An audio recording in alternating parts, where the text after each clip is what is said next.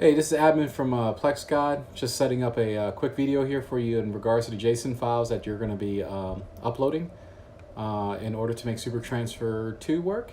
So, long story short, you're going to have to already have a Google account.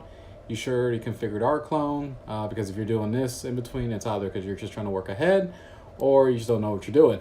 So it's usually one of the two, right? But anyways, if you haven't set anything up yet, you're going to go ahead and you're going to watch the PG Drives video or follow the instructions in regards to configuring our clone. If you've already deployed SuperTransfer2, you probably are here because you realize you didn't have the files because it will ask you. So we're here to help you. So long story short, it's going to say go ahead and go to consoledevelopers.google.com. It will navigate you to this page right here. Just be aware Google tends to change your stuff over time, so hopefully, down the road when you're watching this, you're not having any issues, right? Okay, so it's gonna say manage service accounts page. So the easiest way to find this is you can do service accounts, and you'll see that right there, clear as day.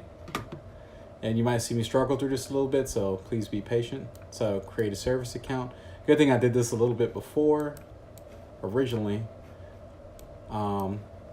It's going to say name account, GSA1, GSA2, etc.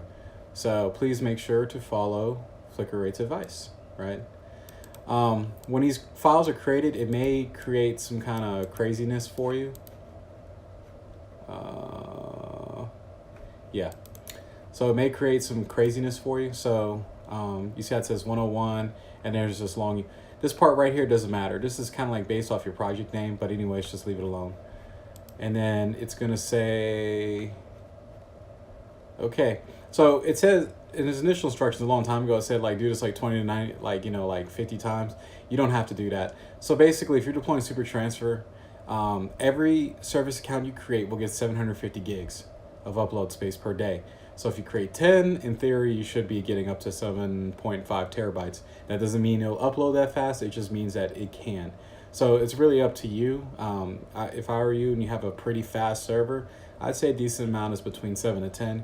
You can go up to 99, like it says right here. So that is all on you. When it says role, I can't remember what I did here. I think I did project owner. Just so it's no issue. They're going to pick furnish a new key. You make sure it's this file right here. Enable GSU-wide delegation. I can't remember if you needed that. This is download under the key. Okay, so yep, make sure you check that. Okay, so we're going to have to do this about 10 times, but just for purposes of this video, we're just going to go ahead and do it like 3. So basically, you should be getting a download file from what I recall. Okay. So we'll go ahead and hit save.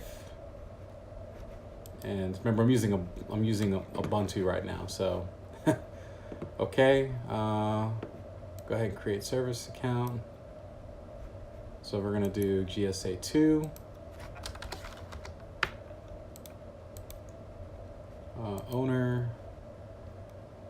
furnish private key.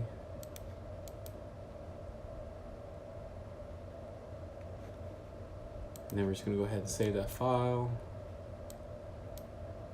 And then we're gonna do just one more. I know we said 5, but again, this is just a demo video, and this is not really a real account.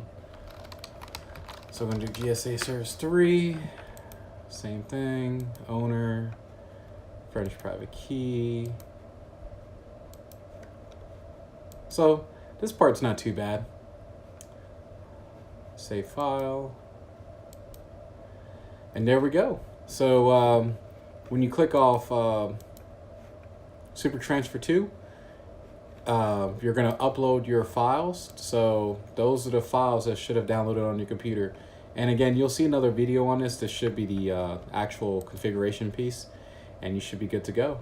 Other than that, I appreciate your time.